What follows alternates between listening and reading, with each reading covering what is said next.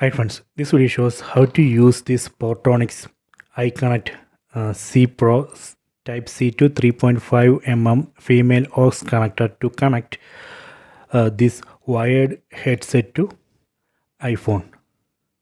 So here you can see this wired headset has this pin. See, so I am going to connect this pin to iPhone using this Portronics iKonnect C Pro connector. See, this is a connector. As I said, it has this USB Type C pin and this 3.5 mm female port. In this female port, we can connect wired headset, and this pin we can connect to iPhone. First, I am going to connect this wired headset to this 3.5 mm female port of the connector. Done.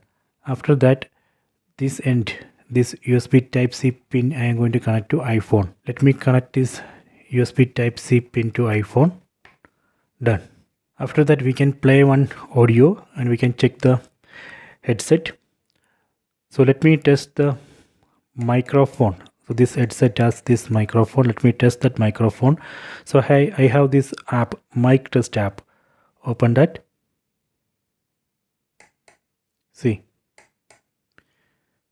this microphone is working. See, so this way we can connect wired headset to iPhone using this Portronics iKonnect C Pro. So please try this.